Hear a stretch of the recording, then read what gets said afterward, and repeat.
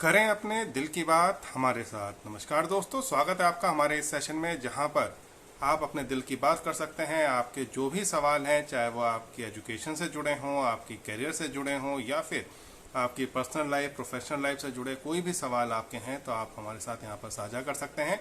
और पूरी कोशिश की जाती है कि आपके सभी सवालों के जवाब यहाँ पर हम दे पाएँ, समय रहते दे पाएँ। साथ ही मैं शुक्रिया अदा करना चाहूँगा यहाँ पर मौज परिवार का, क्योंकि आपका बेहद प्यार हमें यहाँ पर मिल रहा है। तमाम एक सवाल आ रहे हैं, पूरी कोशिश कर रहे हैं कि आपके सभी सवालों के जवाब दे पाएँ और काफ़ी ज़्यादा यहाँ पर प्रेम हमें मिल रहा है कू ऐप से भी। कू परिवार हमारा यहाँ मैं साझा करना चाहूँगा आपके साथ कि 2 लाख को क्रॉस कर गया है। और यहाँ पर पहला आया है अजय कुमार जी का मैसेज, हाय जी मुझे भी फॉलो कर दो प्लीज़ जी। बिल्कुल अजय कुमार जी, आपको भी हम फॉलो बैक कर देंगे। अभी फ़िलहाल लाइव सेशन हो जाए हमारा। तो यहाँ पर जैसे मैं बता रहा था, कू परिवार हमारा 2 लाख फॉलोवर्स को क्रॉस कर चुका है। तमाम एक सवाल आपके हमारे पास आ रहे हैं, पूरी कोशिश कर रहे हैं कि आपके सभी सवालों के जवाब दे पाएँ। इसके अलावा फेसबुक के माध्यम से, ईमेल के माध्यम से भी आपके तमाम एक सवाल हमारे पास आ रहे हैं। थोड़ा सा डिले ज़रूर हो रहा है, लेकिन उसके लिए क्षमा प्रार्थी रहेंगे। आशु सैन का यहाँ पर आया है, हेलो आशु, कैसे हैं आप। देन सरोज कुमार जी का आया है, हाय। तो हेलो सरोज कुमार जी। तो यहाँ पर जो भी आपके सवाल हैं, चाहे आपके पर्सनल लाइफ से जुड़े हों, प्रोफेशनल लाइफ से जुड़े हों, आपके एजुकेशन, जॉब, वो सारे सवाल यहाँ पर आप हमारे साथ साझा कर सकते हैं, पूछ सकते हैं और पूरी कोशिश करेंगे आपके सभी सवालों के जवाब यहाँ पर समय रहते दे पाएँ।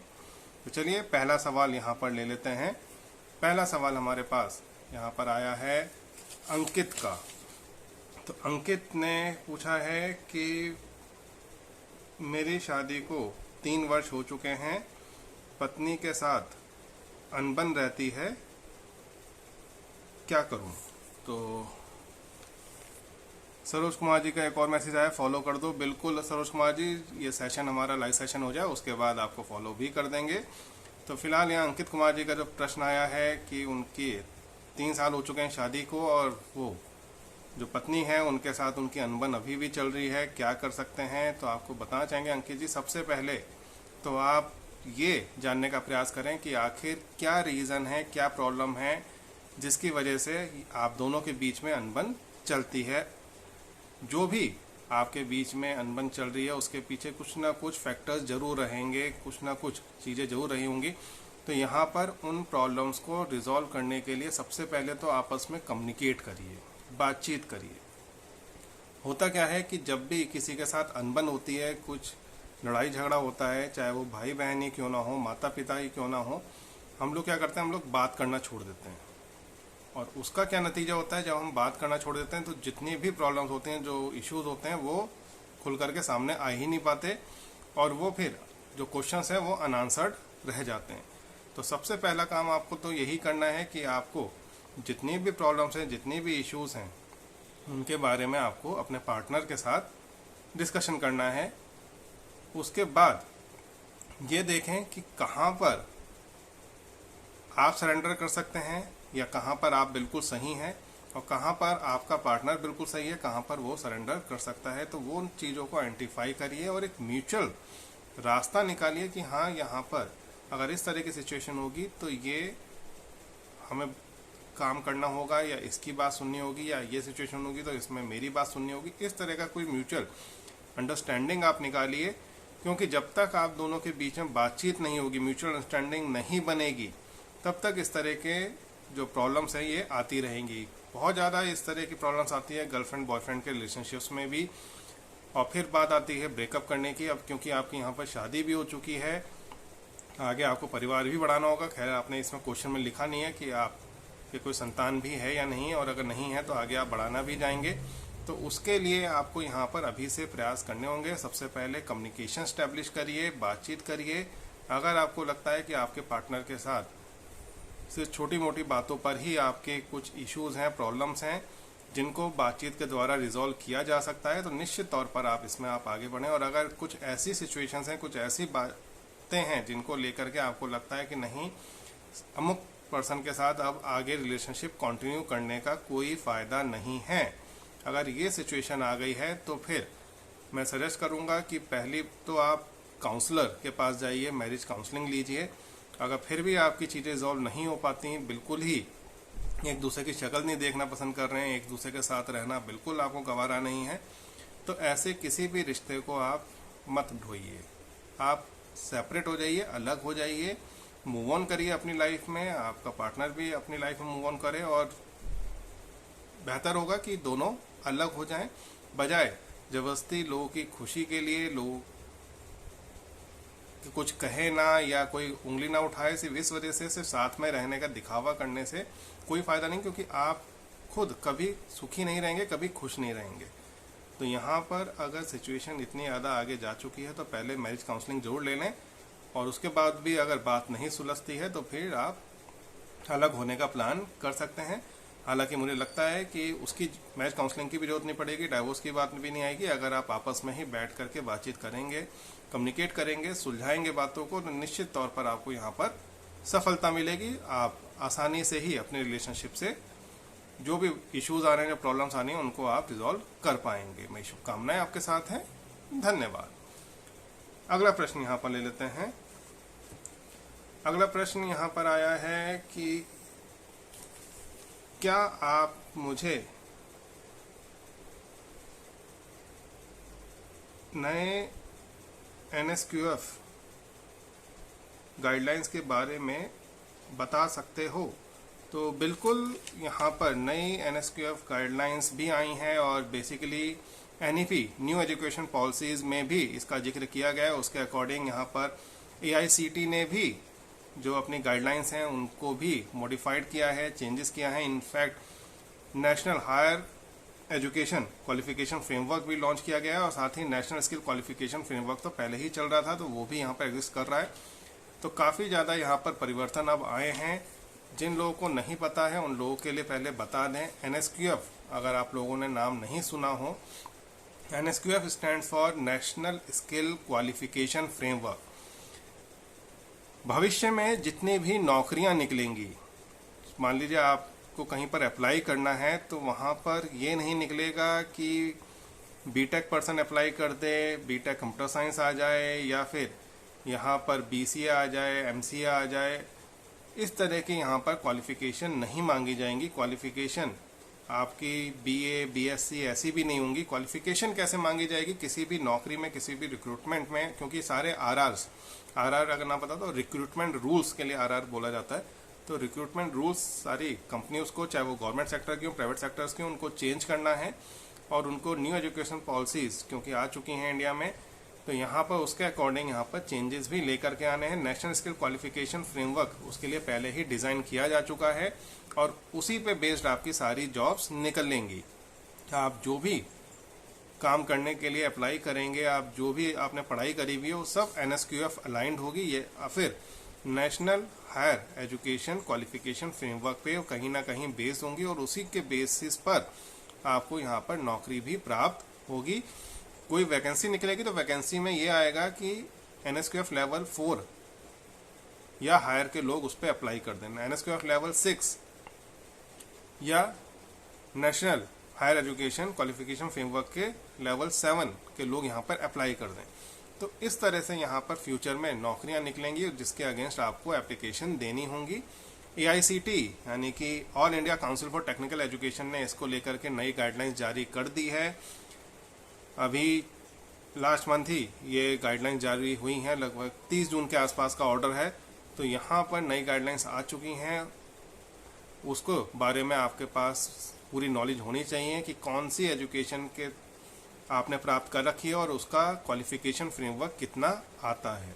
तो काफ़ी सारे क्वेश्चंस मेरे पास न्यू एजुकेशन पॉलिसीज़ को लेकर के भी आए हुए हैं, तो सारे के आंसर आज मैं इसी प्रश्न के साथ कर देता हूँ। यहाँ पर आपको बता दें कि AICT जो कि सबसे बड़ी बॉडी है आपकी टेक्निकल एजुकेशन की, तो उन्होंने कुछ अपनी गाइडलाइंस यहाँ पर जारी करी हैं टेक्निकल एजुकेशन के फील्ड में। तो सब्जेक्ट इसका है introduction and implementation of credit framework for the movement from professional vocational education to engineering and technology. तो इसके रिगार्डिंग इंजीनियरिंग और टेक्नोलॉजी के रिगार्डिंग जो एजुकेशन होती है उसमें जो फ्रेमवर्क है क्वालिफिकेशन फ्रेमवर्क वो निर्धारित कर दिए गए हैं। और ये जो फ्रेमवर्क है ये यूनिफाइड क्रेडिट फ्रेमवर्क है, यानी कि यूसीएफ कैटेगरी में यहाँ पर है। National higher education qualification framework या नेशनल स्किल क्वालिफिकेशन फ्रेमवर्क के तहत इनको दिया गया है। तो यानी कि NHEQF या NSQF। तो ये आपका यहाँ पर बहुत जरूरी बात हो जाती है। NEP न्यू एजुकेशन पॉलिसीज के तहत इसको दिया गया है। अब यहाँ पर बात कर लेते हैं क्या क्या चीज़ें इसके अंदर रखी गई हैं। आप लोगों के लिए बहुत ही काम की बातें यहाँ पर आज हम बताने जा रहे हैं। अगर आप 10वीं की परीक्षा में हैं, 10वीं की आपने परीक्षा दे दी हैं, आप 10वीं पास हैं, यानी कि एकेडमिक लेवल की हम बात कर रहे हैं। अगर आप 10th पास हैं तो फिर आपकी जो एग्जिस्टिंग क्वालिफिकेशन है डिफरेंट लेवल की, वो आपकी 10th स्टैंडर्ड मानी जाएगी।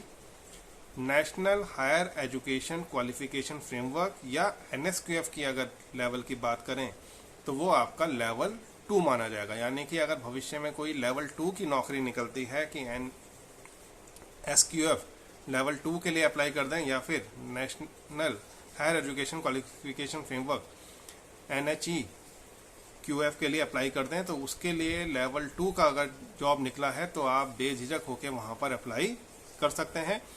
UCF जो इसका रहेगा, यानी कि यूनिफाइड क्रेडिट लेवल जो आपका रहने वाला है वो 3.0 यहाँ पर आपका रहने वाला है। अगर UCF आपका 3.0 मांगा जाता है तो उस केस में भी आप यहाँ पर इसमें अप्लाई कर सकते हैं। निश्चित तौर पर आप एलिजिबल रहेंगे उस जॉब के लिए। ठीक है। सेकंड, अब आपके चलते हैं, अगर आपका एकेडमिक लेवल है 11th का, यानी कि आप 11th स्टैंडर्ड में हैं या फिर आप फर्स्ट ईयर हैं डिप्लोमा के, भले ही आप यहाँ पर ITI कर रहे हों या फिर आप पॉलिटेक्निक कर रहे हैं, तो उसको भी यहाँ पर कंसीडर किया गया है कि आप 11th स्टैंडर्ड में हैं या फिर आप फर्स्ट ईयर डिप्लोमा आपका एकेडमिक लेवल है, तो आपकी जो एंट्री लेवल ऑफ क्वालिफिकेशन यहाँ पर मांगी जा रही है डिफरेंट लेवल्स के लिए, वो रहेगी 10th कंप्लीटेड, यानी कि आपके पास 10वीं होनी चाहिए। अगर आप 11वीं करना चाहते हैं, 11th स्टैंडर्ड करना चाहते हैं, तो आपके पास 10वीं की क्वालिफिकेशन होनी चाहिए। दूसरा, अगर आप डिप्लोमा भी करना चाहते हैं तब भी आप 10वीं पास होने चाहिए, तभी आपको ITI में या फिर आपको पॉलिटेक्निक में दाखिला मिल पाएगा। एग्जिस्टिंग क्वालिफिकेशन की अगर बात करें तो वो है a candidate exist with 10+1 year of diploma और इक्विवेलेंट विद NHEQF और NSQF लेवल 3, UCF लेवल 3.5, ये अभी एग्जिस्टिंग चल रही है। अच्छा, इसमें जो आपका NSQF या NHEQF लेवल आपका रहने वाला है वो लेवल 3 रहेगा। और अगर UCF की बात करें, यानी यूनिफाइड क्रेडिट लेवल की बात करें, तो ये आपका रहने वाला है 3.5। तो जो भी आपकी नौकरी निकलेगी, अगर UCF में निकलती है तो उसके लिए आप उसके अकॉर्डिंग अप्लाई कर सकते हैं, और अगर आपका यहाँ पर नौकरी जो निकलती है वो NSQF के अकॉर्डिंग निकलती है लेवल 3 पर, तो यहाँ पर निश्चित तौर पर आप उस नौकरी के लिए आवेदन प्रस्तुत कर सकते हैं, आप एलिजिबल कहलाएंगे। अब बात कर लेते हैं अगले लेवल की। अगला लेवल यहाँ पर जो आता है वो है 12th स्टैंडर्ड, जिसको आप सीनियर सेकेंडरी भी कहते हैं या 10+2 भी इसको कहा जाता है। तो अगर आप 12th स्टैंडर्ड में हैं तो सेकेंड ईयर डिप्लोमा इसके साथ हो सकता है। ये रहेगा आपका academic level. Entry qualification at different levels के अकॉर्डिंग यहाँ पर जो एंट्री लेवल आपका रहेगा वो होगा कि a candidate completing 10+1 year of diploma और 11th स्टैंडर्ड और इक्विवेलेंट वोकेशनल विद NHEQF और NSQF levels 3 and UCF level 3.5।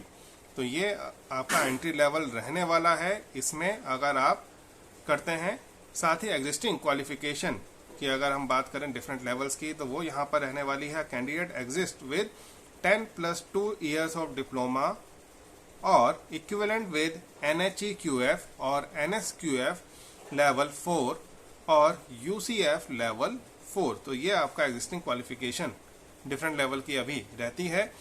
यहाँ पर जो NHEQF या NSQF रहने वाला है वो आपका रहेगा लेवल 4। तो यूसीएफ भी आपका यहाँ पर 4.0 है और जो आपका एनएचईक्यूएफ है वो या एनएसक्यूएफ है वो आपका लेवल 4 हो जाएगा। यानी कि अगर आपका कहीं पर वैकेंसी निकलती है, कहीं पर जॉब निकलती है जहाँ पर एनएसक्यूएफ लेवल 4 मांगा जाता है या एनएचईक्यूएफ लेवल 4 मांगा जाता है, तो आप बड़े ही आराम से वहाँ पर अप्लाई कर सकते हैं। निश्चित तौर पर आपको वहाँ पर एडमिशन मिल जाएगा, आपको नौकरी के लिए आवेदन आप कर पाएंगे। सिलेक्शन होता नहीं होता वो सेकेंडरी पार्ट है, लेकिन यहाँ पर आप आवेदन कर पा रहे हैं, ये सबसे ज़रूरी बात रहती है। अगली एजुकेशन की बात कर लेते हैं। अगर आप फाइनल ईयर हैं डिप्लोमा के, आपने मान लीजिए पॉलिटेक्निक में एडमिशन लिया है, पॉलिटेक्निक के फाइनल ईयर में अगर आप हैं, so a candidate completing 10+2 year of diploma और 12th स्टैंडर्ड और इक्विवेलेंट वोकेशनल विद एनएचईक्यूएफ और एनएसक्यूएफ लेवल 4 और यूसीएफ लेवल 4, ये एंट्री क्वालिफिकेशन रहेगी इस लेवल में जाने की। एग्जिस्टिंग क्वालिफिकेशन अभी क्या है? Diploma only.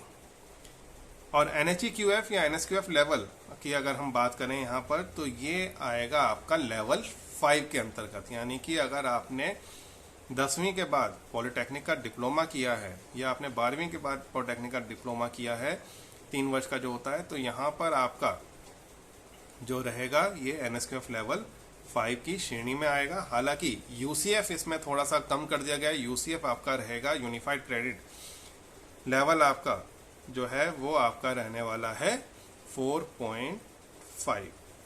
तो यहाँ पर आपका जो एनएचईक्यूएफ है और एनएसक्यूएफ है वो आपका लेवल 5 है, जबकि यूनिफाइड क्रेडिट लेवल आपका 4.5 यहाँ पर रहने वाला है। तो अगर कोई भी वैकेंसी निकलती है 5 लेवल की, तो वहाँ पर आप बेझिझक होकर अप्लाई कर सकते हैं।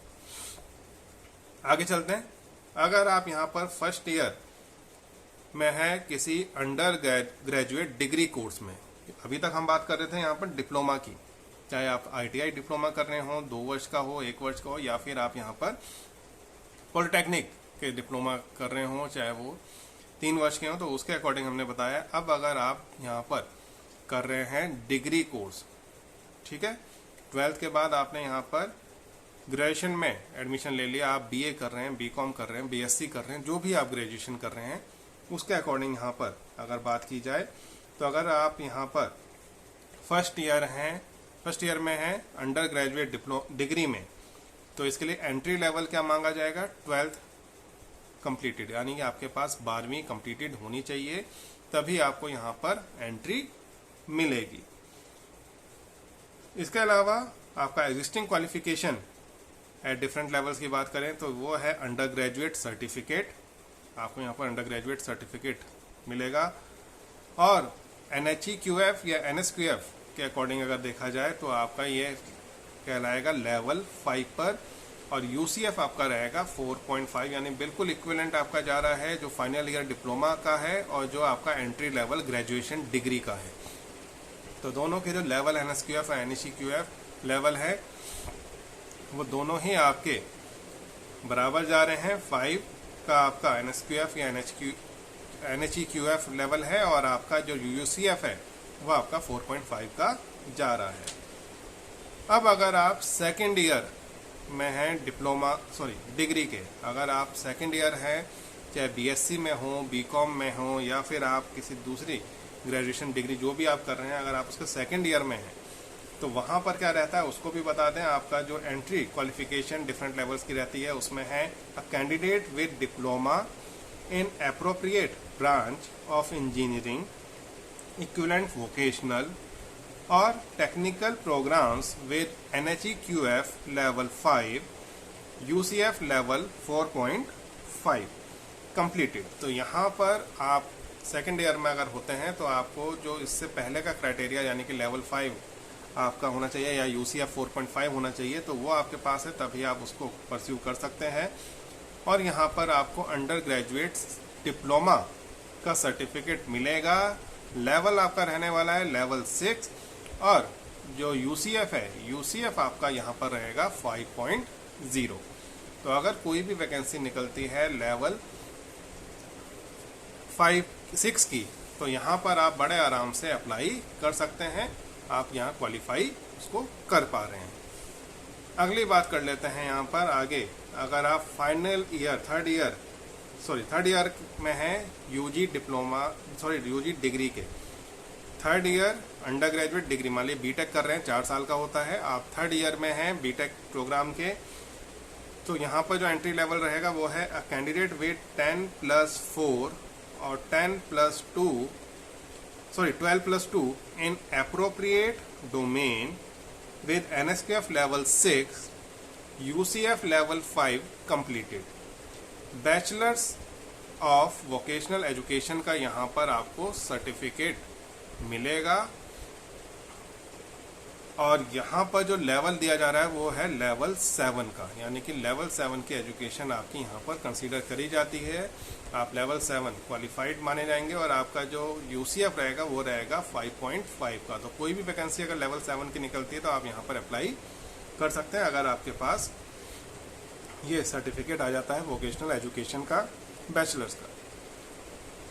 इसके बाद अगर आप फाइनल ईयर में हैं अपने अंडर ग्रेजुएट डिग्री कोर्स में, डिप्लोमा नहीं कह रहे, डिग्री कह रहे हैं, फाइनल ईयर में बीटेक फाइनल ईयर अगर आप कर रहे हैं तो फिर यहाँ पर, या सिर्फ बीटेक की बात नहीं कर रहे, आप BSc एग्रीकल्चर कर रहे हैं, हॉर्टिकल्चर कर रहे हैं, फॉरेस्ट्री कर रहे हैं, वहाँ पर भी 4-4 साल के कोर्स होते हैं, पाठ्यक्रम है, तो उसके अकॉर्डिंग भी यहाँ पर आपको मान्यता मिलेगी। तो यहाँ पर अ candidate with 3 years bachelor degree in vocational और BSc in appropriate domain with NHEQF level 7 और UCF level 5.5 completed। तो ये आपका एंट्री लेवल बन जाता है और जो आपको डिग्री मिलेगी वो डिग्री आपकी होगी बैचलर ऑफ इंजीनियरिंग या फिर बैचलर ऑफ टेक्नोलॉजी की, यानी कि BE या फिर बीटेक की डिग्री आपको यहाँ पर मिलेगी। लेवल जो आपका है वो आपका अंडर ग्रेजुएट इंजीनियरिंग डिग्री आपको मिलेगी और UCF आपको यहाँ पर रहेगा 6.0, यानी कि जो UCF है वो यहाँ पर आपका 0.5 इंक्रीज कर रहा है और आपको 6.0 का यहाँ पर UCF प्राप्त होगा। तो आपका अगर कहीं पर वैकेंसी निकलती है कि जहाँ पर UCF 6 या अबव मांगा जाता है तो आप यहाँ पर निश्चित तौर पर अप्लाई कर सकते हैं। इसके बाद आ जाते हैं पोस्ट ग्रेजुएशन पे। अभी तक हमने जो बात करी वो अंडर ग्रेजुएशन की बात करी, आप ग्रेजुएट लेवल पर अगर है तो वो सारी चीज़ें बताई हैं। अब अगर बात करें पोस्ट ग्रेजुएशन की, तो अगर आप फर्स्ट ईयर में है पोस्ट ग्रेजुएट डिग्री में, पोस्ट ग्रेजुएट डिग्री आप यहाँ पर कर रहे हैं, उसके फर्स्ट ईयर में है, तो एंट्री लेवल जो मांग जाता है वो है candidate with 4 years bachelor degree in technical program in appropriate domain with UCF level 6.0 completed। मान लीजिए आप MTech करने जाते हैं, आपने BTech कर लिया है और अब आप MTech के लिए अप्लाई कर रहे हैं, तो आपके पास यहाँ पर 4 साल का बैचलर्स डिग्री का प्रोग्राम आपके पास होना चाहिए, डिग्री होनी चाहिए और UCF लेवल आपका 6.0 होना चाहिए, तभी आप इसके लिए एलिजिबल होंगे, आप यहाँ पर अप्लाई कर पाएंगे। जो आपको मिलेगा वो मिलेगा post graduate certificate. Post graduate certificate यहाँ पर आपको दिया जाएगा और जो आपका UCF या NSQF लेवल है वो भी पोस्ट ग्रेजुएट सर्टिफिकेट रहेगा। हालांकि जो आपका UCF है वो आपका इंक्रीज कर जाएगा, वो आपका 6.5 यहाँ पर हो जाएगा, जो कि इससे पहले वाले में 6 था, तो यहाँ 0.5 का आपको इंक्रीमेंट मिल रहा है। आपका जो UCF है वो 0.5 बढ़ाया जा रहा है। इसके बाद अगर आप फाइनल ईयर PG डिग्री में हैं, ये ध्यान से सुनेगा, अगर आप फाइनल ईयर कर रहे हैं MTech में या पोस्ट ग्रेजुएशन डिग्री में जो भी आप कर रहे हैं, सो यहाँ पर जो आपका एंट्री लेवल है that is a candidate with 1 year of post graduate certificate in technical programmes in appropriate domain with UCF level 6.5 completed। तो आपका यहाँ पर UCF लेवल 6.5 completed होना चाहिए और आपका first year post graduate degree programme complete होना चाहिए। आपको जो डिग्री मिलेगी वो मिलेगी ME या MTech की, यानी कि मास्टर्स ऑफ इंजीनियरिंग या मास्टर्स ऑफ टेक्नोलॉजी की डिग्री यहाँ पर आपको मिलने वाली है। और NSQF लेवल या NHEQF की बात करें तो यहाँ पर पोस्ट ग्रेजुएट इंजीनियरिंग डिग्री की इक्विवेलेंसी यहाँ पर आपकी रहेगी NSQF लेवल UCF लेवल जो आपका रहने वाला है वो रहेगा 7.0 का। तो कोई भी वैकेंसी अगर निकलती है 7.0 UCF लेवल पे तो निश्चित तौर पे आप उसको बड़ी आसानी से कर सकते हैं, उसमें अप्लाई कर सकते हैं, आपको वहाँ पर एलिजिबल माना जाएगा। अब बात कर लेते हैं PhD डिग्री की। अगर आप PhD के लिए एनरोल करते हैं तो जो एंट्री लेवल है वो रहेगा a candidate who has completed level 7 in technical post graduate programme और 6.5 इन जनरल PG या पोस्ट ग्रेजुएट डिग्री। तो जो आपको मिलेगा वो मिलेगी PhD की डिग्री, और आपका NSQF लेवल या NHEQF लेवल जो आपका रहेगा वो उसमें भी PhD डिग्री ही आपकी रहेगी, और आपका जो UCF है वो आपका आ जाएगा 8.0, यानी कि आपको 8.0 का यहाँ पर UCF मिलेगा। कहीं भी अगर वैकेंसी निकलती है जहाँ पर 8.0 का UCF मांगा जाता है तो निश्चित तौर पर आप वहाँ पर अप्लाई कर सकते हैं, आपको वहाँ पर एलिजिबल माना जाएगा। इसके अलावा कुछ गाइडलाइंस और भी हैं, उसको पढ़ के आपको बता दें। At each entry institution university has to identify the educational gaps और skill gaps and suitable bridge course में बी ऑफर।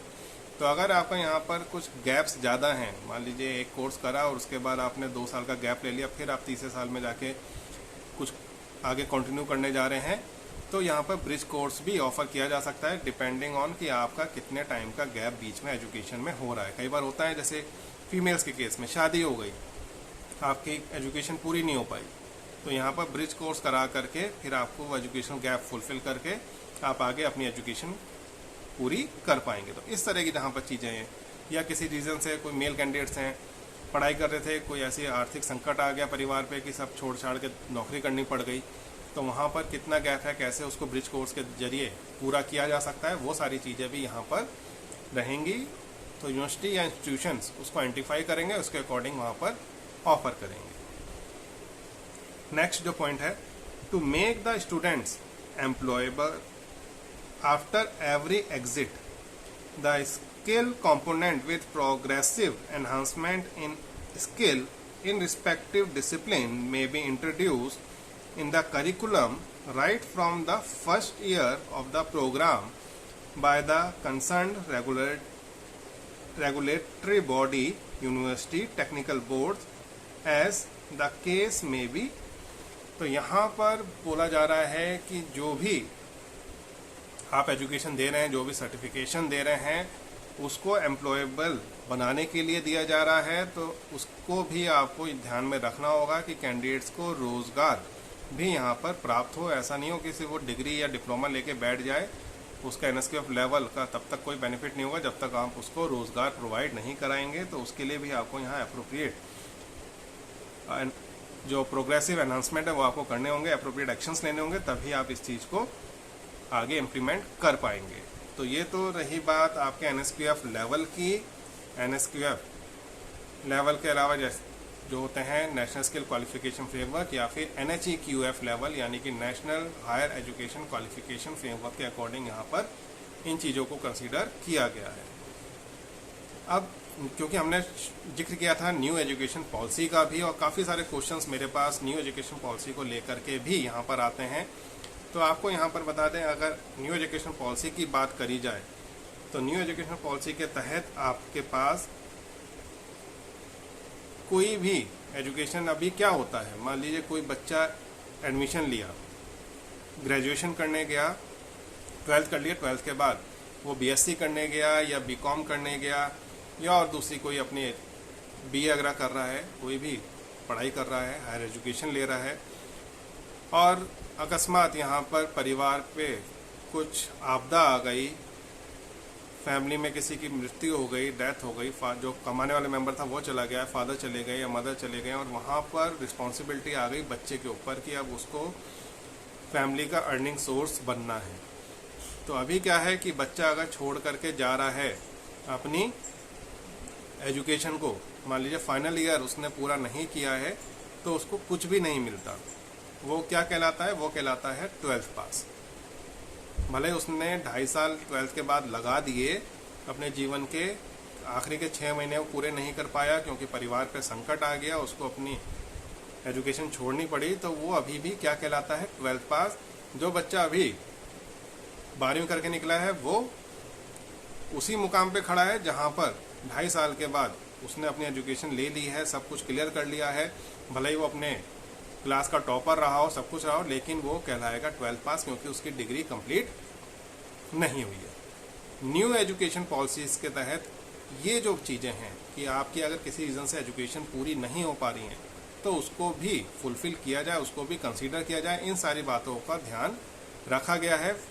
फीमेल्स के केस में अगर बात करी जाए तो यहाँ पर क्या होता है, जैसे लड़कियों की शादी कर दी जाती है, आप फाइनल ईयर में थे ग्रेजुएशन के और आपकी शादी हो गई, अब शादी हो गई तो आप यहाँ पर 12th पास ही कहलाएंगे क्योंकि आप अपनी डिग्री पूरी नहीं कर पाए। तो इस तरह के जो इश्यूज थे इसको न्यू एजुकेशन पॉलिसी के तहत रिजॉल्व करने की बात करी गई है, क्योंकि अगर आप यहाँ पर फर्स्ट ईयर अपनी ग्रेजुएशन का कंप्लीट कर लेते हैं, मान लीजिए आपने बीटेक में एडमिशन लिया, बीटेक में एडमिशन लेने के बाद आपने अगर फर्स्ट ईयर कंप्लीट कर लिया है और उसके बाद कुछ ऐसी कंडीशंस हुई हैं जिसमें आपको कॉलेज छोड़ना पड़ा है, अपनी यूनिवर्सिटी छोड़नी पड़ी, अपना कोर्स छोड़ना पड़ा, तो आपको यहाँ पर यह नहीं है कि खाली हाथ जाना पड़ेगा, आपको यहाँ पर एक अंडर ग्रेजुएट सर्टिफिकेट दिया जाएगा 1 वर्ष का, यानी कि अब आपका वो 1 साल बर्बाद नहीं हुआ है, आपको 1 साल का वो अंडर ग्रेजुएट सर्टिफिकेट मिलेगा। ये बहुत ज़रूरी बात है जो आप ध्यान रखिए कि आप खाली नहीं हैं, आपका वो साल आपने लगाया है, मेहनत करी है, तो उसका आपको फल यहाँ पर मिलने जा रहा है। अदरवाइज़ क्या होता था, फाइनल ईयर जब पूरा कर लेते थे उसके बाद ही डिग्री मिलती थी। अब मान लेते हैं कोई ऐसा कैंडिडेट है जिसका यहाँ पर सेकेंड ईयर में वो छोड़ करके जा रहा है या जा रही है किसी भी रीज़न से, चाहे उसके फादर साहब का कुछ इश्यूज़ हैं या उसके अगर कोई और इश्यूज़ यहाँ पर हैं, पेरेंटल कोई प्रॉब्लम है, उसको छोड़ के आना पड़ रहा है, तो आपको यहाँ पर अंडर ग्रेजुएट डिप्लोमा का सर्टिफिकेट आपको मिलता है। तो अंडर ग्रेजुएट डिप्लोमा आपको यहाँ पर मिल जाएगा अगर आप यहाँ पर छोड़ करके जा रहे हैं सेकेंड ईयर में। इसके बाद अगर आप थर्ड ईयर में कोई अपना कोर्स छोड़ करके जाते हैं, कोई ऐसी सिचुएशन आती है जहाँ पर आपको कोर्स छोड़ना पड़ता है थर्ड ईयर में जा कर के, तो आपको यहाँ पर बैचलर्स ऑफ वोकेशनल एजुकेशन का, जिसको बीवॉक भी कहा जाता है, तो उसका आपको यहाँ पर सर्टिफिकेट दिया जाएगा। आप खाली हाथ नहीं रहेंगे। 3 साल अगर आपने पढ़ाई करी है, 4 में से 3 साल कर ली है, तो आप यहाँ पर खाली नहीं रहेंगे, आपको उसका भी सर्टिफिकेट दिया जाएगा। और अगर आपने यहाँ पर 4 साल पूरे कर लिए, मान लिया आपने बीटेक करने में एडमिशन लिया और आपने 4 साल सक्सेसफुली कंप्लीट कर लिए, तो आपको यहाँ पर बीटेक की डिग्री मिलेगी, या आपने बैचलर ऑफ इंजीनियरिंग में अगर एडमिशन लिया था तो आपको बैचलर ऑफ इंजीनियरिंग या बीई की डिग्री यहाँ पर प्रदान करी जाएगी। तो ये बहुत अच्छी बात मेरे को लगी है न्यू एजुकेशन पॉलिसी में, जिसमें ध्यान रखा गया है कि अगर कैंडिडेट ने किसी रीज़न से अपनी क्वालिफ़िकेशन पूरी नहीं कर पाया है, अगर वो अपना यहाँ पर उसको छोड़ना पड़ गया है, तो उस केस में भी उसको कंसीडर किया जा रहा है, वो खाली हाथ नहीं है, कहीं ना कहीं उसको उसके बेनिफिट मिल रहे हैं, उसने जो पढ़ाई करी है उसका उसको बेनिफिट मिल रहा है, और आपको क्या मिल रहा है, सर्टिफिकेट मिल रहा है। अब एक और जो खास बात न्यू एजुकेशन पॉलिसीज़ में कही गई है, उनको यहाँ चर्चा कर लेते हैं आप लोगों के साथ। वो है मल्टीपल एंट्रीज और मल्टीपल एग्जिट्स। जी हाँ, मल्टीपल एंट्रीज और मल्टीपल एग्जिट्स की यहाँ पर फैसिलिटी दी गई है। आप एक कोर्स कर रहे थे, फर्स्ट ईयर कंप्लीट किया, अब आपको लगता है कि नहीं, ये कोर्स आपके बस का नहीं है, आप इसमें कंटिन्यू नहीं कर पाएंगे, आप कोई दूसरे कोर्स में दाखिला ले लेना चाहिए। आप बीटेक करने गए, आपने फर्स्ट ईयर किया और उसके बाद आपको लगा कि यार बीटेक में मेरा मन नहीं लग रहा है, मुझे इस तरह की एजुकेशन नहीं चाहिए, मुझे तो कुछ और करना है लाइफ में, कुछ और बनना है, तो मुझे यहाँ पर अपना किसी और कोर्स में एडमिशन लेना है, दाखिला लेना है, तो आपको वहाँ पर एग्ज़िट करने की सुविधा दी जा रही है। आप उस कोर्स को छोड़ सकते हैं और आप किसी दूसरे कोर्स में भी जाके एंट्री ले सकते हैं। अब आपको ऐसा नहीं है कि आपने वो छोड़ करके आप बीएससी करने आ गए, आपने कहा मुझे बीसीए करना है, बीटेक छोड़कर आपने कहा मुझे बीसीए करना है, तो ऐसा नहीं है कि आपको वहाँ पर बीसीए फर्स्ट ईयर में एडमिशन मिलेगा। अगर आपने फर्स्ट ईयर वहाँ कंप्लीट कर लिया है तो यहाँ पर आपको बीसीए सेकंड ईयर में एडमिशन मिल जाएगा। यानी कि मल्टीपल एग्जिट और मल्टीपल एंट्री यहाँ पर दी गई हैं कैंडिडेट्स के अकॉर्डिंग। हालांकि डोमेन अगर थोड़ा सा ध्यान रखना होगा, वैसा नहीं है कि कोई दूसरे डोमेन का बच्चा और किसी टेक्निकल फील्ड में आ जाए या टेक्निकल का तो दूसरे में चला जाता है, लेकिन वाइस वर्सा यहाँ पर अलाउ नहीं होता। तो उन चीज़ों को थोड़ा सा ध्यान रखना पड़ेगा। अगर आप क्वालिफाई कर पा रहे हैं, आप उस चीज़ को कर सकते हैं, तो निश्चित तौर पर आपको एंट्री यहाँ पर मिल जाएगी। अदरवाइज आपको सेम एरिया में ही अपना एक्सप्लोर करके उसमें एजुकेशन आप आगे ले सकते हैं। इसके अलावा आप जब भी कोर्स करने जा रहे हैं या कोर्स करके आ रहे हैं और बीच में भी कोई अपनी आप डिग्री या डिप्लोमा छोड़ दे रहे हैं, तब भी आप खाली हाथ नहीं है। आपको जितना भी आपने पढ़ाई करी है, फर्स्ट ईयर ही आपने बीच में छोड़ दिया तो कुछ नहीं मिलेगा। क्वेश्चन ये है कि आप फर्स्ट ईयर कंप्लीट करते हैं तो सर्टिफिकेट है। अगर फर्स्ट ईयर आपने पहले ही छोड़ दिया, आपने 10 महीने में छोड़ दिया, आपने 2 महीने में छोड़ दिया, तो फिर आप 12th पास ही यहाँ पर कहलाने वाले हैं। आप ये मत सोचिएगा कि आपने एडमिशन ले लिया तो आप सर्टिफिकेट के हकदार हो गए, नहीं। आपको सक्सेसफुली कंप्लीट करना होगा। जब कंप्लीट हो जाएगा उसके बाद ही आप यहाँ पर वो कोर्स कर पाएंगे। अगर आप यहाँ पर सक्सेसफुली कंप्लीट नहीं करते हैं अपने कोर्स को, तो फिर आपके साथ यहाँ पर इश्यूज रहेंगे। कोर्स को मतलब फर्स्ट ईयर भी कंप्लीट नहीं करते हैं तो आपको फिर यहाँ पर कोई सर्टिफिकेट प्रदान नहीं किया जाएगा। तो ये भी एक ज़रूरी बात है। आप ये जरूर ध्यान रखें कि आपने जो भी कोर्स में एडमिशन लिया है उसको आपको ढंग से पूरा करना है। अगर आप पूरा नहीं करते हैं तो फिर आपको यहाँ पर कंसीडर नहीं किया जाएगा, आपको कोई सर्टिफिकेट नहीं दिया जाएगा। तो इस चीज़ का जरूर ध्यान रखें। और सबसे अच्छी जो मुझे चीज़ लगी कि मल्टीपल एंट्री मल्टीपल एग्जिट के अलावा आपको अब एक और चीज़ जो सुनने में आई है, अभी तक उसका रिटर्न डॉक्यूमेंट हमारे पास नहीं आया है, उसको देख रहे हैं, हम सर्च कर रहे हैं। अगर आ जाएगा तो आपके साथ साझा जरूर करेंगे। फिलहाल बता देते हैं क्या है उसमें।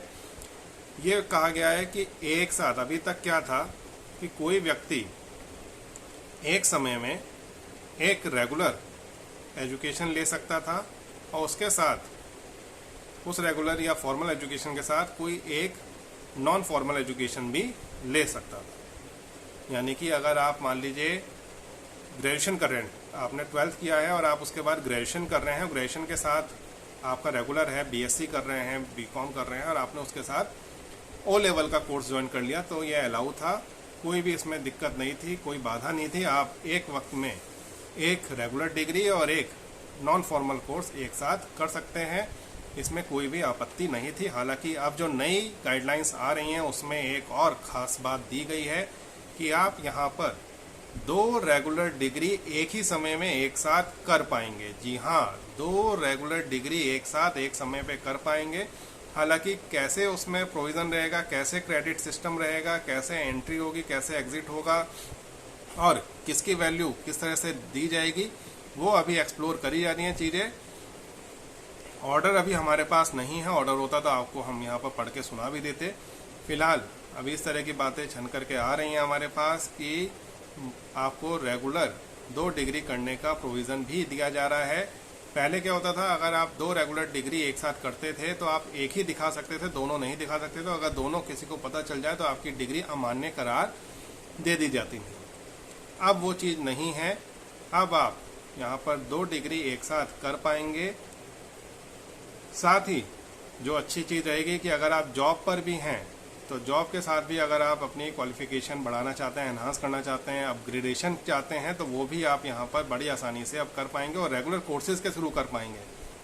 मॉडल क्या रहेगा वो देखने वाला रहेगा कि आपको इवनिंग क्लासेस मिलती हैं, वीकेंड क्लासेस मिलती हैं, किस तरह से यहाँ पर आप अपने जो करिकुलम है उसको कवर करेंगे, किस तरह से आपको क्लासेस मिलेंगी, कैसे आप एग्जामिनेशन देंगे और किस तरह से आपको यहाँ पर उसका बेनिफिट मिलेगा। ये सारी चीज़ें वर्कआउट हो रही हैं।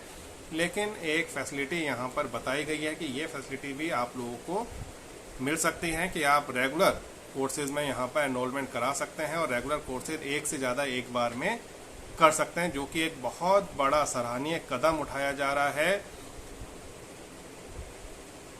AICTE के द्वारा, UGC के द्वारा, नेशनल एजुकेशन पॉलिसी के द्वारा। तो यहाँ पर बहुत अच्छी चीज़ें आप लोगों के लिए निकल के आ रही हैं। अगर आप इसमें कंटिन्यू करते हैं, आगे बढ़ते हैं, तो एक उज्जवल भविष्य आपको यहाँ पर ज़रूर मिलने वाला है, ऐसी मेरी आशा है। और आशा करते हैं कि आज का ये जो आपको पूरा डिटेल NEP के ऊपर हमने दिया है, यह आपको काफ़ी कुछ क्लियर हुआ होगा, गाइडलाइन समझ में आई होगी। NSQF नेशनल स्किल क्वालिफिकेशन आखिर क्या है, कैसे काम करता है, इसकी ज़रूरत क्या है, या फिर जो national higher skill qualification framework है वो क्या चीज़ है और उसमें किस तरह से आपको सर्टिफिकेशन मिलेगा, क्या क्या वहाँ पर एंट्री रहेंगी, कैसे कैसे एग्ज़िट रहेगा, सर्टिफिकेशन का क्या प्रोविज़न्स हैं, UCF कितना रहने वाला है, वो सारी बातें आज के इस टॉपिक में हमने आपको बताई हैं। तो आशा करते हैं ये सारी चीज़ें आपके लिए फ्रूटफुल साबित हुई होंगी। अगला प्रश्न यहाँ पर अब ले लेते हैं। अगला प्रश्न हमारे पास आया है गगन का। गगन कह रहे हैं कि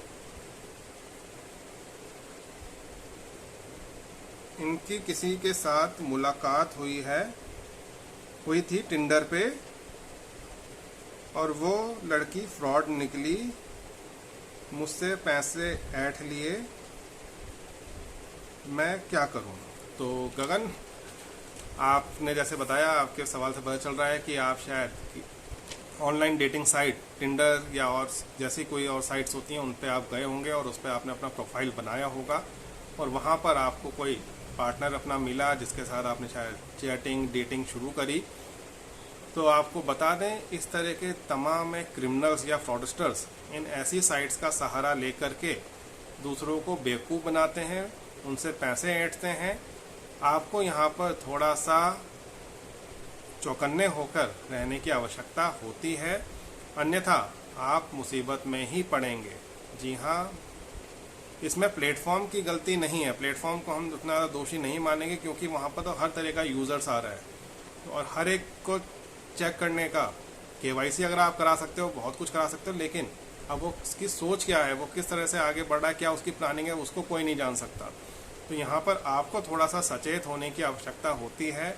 आप कभी भी किसी को भी अगर आप यहाँ पर मान लीजिए बातचीत कर रहे हैं, चैटिंग कर रहे हैं, डेटिंग कर रहे हैं, तो आपको बता दें ये वर्चुअल दुनिया है, इंटरनेट की दुनिया है। यहाँ पर आपको खुद नहीं पता है जो सामने लड़की बनकर आपसे बात कर रहा है वो हो सकता है कोई 40-50 साल का कोई अधेड़ उम्र का कोई व्यक्ति हो। ऐसा भी होता है, आप सिर्फ फ़ोटो देख करके चीज़ों को लाइक करना पसंद करना शुरू कर देते हैं, तो उस बहकावे में मत आइए। इंटरनेट की दुनिया एक छलावा की तरह होती है। यहाँ पर आँख नाक कान सब आपको अपने खुले रखने होते हैं, वरना आप भविष्य में परेशानी में फंस सकते हैं।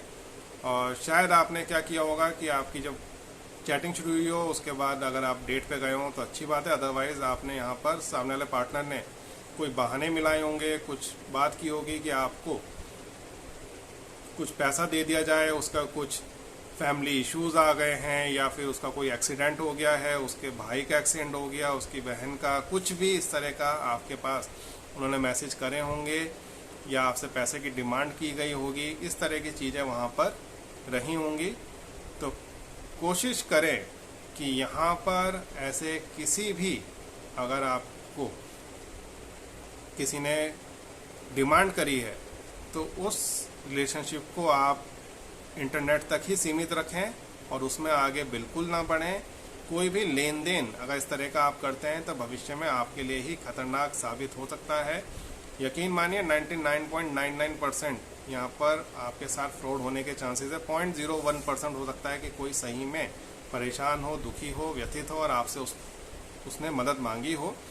तो एक्सेप्शन केसेस भी यहाँ पर होते हैं, हम उनको नहीं गिन रहे हैं, लेकिन मैक्सिमम केसेस में यहाँ पर क्या होता है कि लोगों को फ्रॉड का शिकार बनाया जाता है, उनसे पैसे ऐंठे जाते हैं और बाद में टिंडर से प्रोफाइल गायब हो जाता है, या जिस भी प्लेटफॉर्म से आपकी चैटिंग शुरू हुई है वहाँ से उसका प्रोफाइल गायब हो जाएगा, नंबर बंद हो जाएगा, कोई कांटेक्ट नहीं होगा, व्हाट्सएप वगैरह कुछ नहीं चलेगा और आप फिर यहाँ पर परेशान होते रहेंगे कि आपने तो सच्चे प्यार में पढ़ करके, जी हाँ, लोग अक्सर सच्चे प्यार में पढ़ करके अपने आप को यहाँ पर सर्व कर देते हैं, अपना रुपया पैसा सब सामने वाले के झोली में डाल देते हैं और फिर उम्मीद लगाते हैं कि वो आपके साथ कोई फ्रॉड ना करे। कभी भी ऐसे रिलेशनशिप में अगर आप जा रहे हैं तो आप यकीन मानिए, आप आँख नाक कान सब खुले रखिए। इस तरह के तमाम एक लोग आपको मिल जाएंगे जो कि फ्रॉडस्टर्स हैं, जो कि इंटरनेट की दुनिया पे लोगों के साथ फ्रॉड करते हैं और अच्छा खासा यहाँ पर मोटा पैसा वसूल करके निकल जाते हैं। आपको ऐसे लोगों से सतर्क रहने की आवश्यकता है। ऐसे लोगों से जितनी सावधानी रखेंगे उतना आपके लिए अच्छा रहेगा। आँख मूंद करके भरोसा नहीं करिए। और सजेस्ट करेंगे आपके लिए कि अगर आपको गर्लफ्रेंड अगर बनानी है या कोई लड़कियां हैं उनको बॉयफ्रेंड अगर बनाना है तो रियल लाइफ में बनाइए। इंटरनेट की या वर्चुअल की दुनिया में आप बना करके कहीं ना कहीं खुद ही अपने आप को फंसा रहे हैं, दिक्कत आएंगी। ऐसी चीज़ों से दूर रहें, वो आपके लिए अच्छा रहेगा। आशा करते हैं आपको आज का सेशन पसंद आया होगा। कोई भी आपके कमेंट हो इस सेशन को लेकर के तो आप हमसे कमेंट करके पूछ सकते हैं। कोई सवाल हो, चाहे आपकी पर्सनल लाइफ, प्रोफेशनल लाइफ, या फिर आपको एकेडमिक से, आपके करियर से जुड़े, या फिर आपके जॉब से जुड़े कोई सवाल हो, तो उनको आप हमारे साथ साझा कर सकते हैं। पूरी कोशिश करेंगे कि आपके सभी सवालों के जवाब समय रहते दे पाएँ। 1-to-1 काउंसलिंग जल्द ही हम शुरू करेंगे, अभी फ़िलहाल शुरू नहीं करी जा रही है, तो उसके लिए समय है। लेकिन आप लोगों से दरख्वास्त है कि अपने पर्सनल मोबाइल नंबर्स और पर्सनल ईमेल आईडीज़ सोशल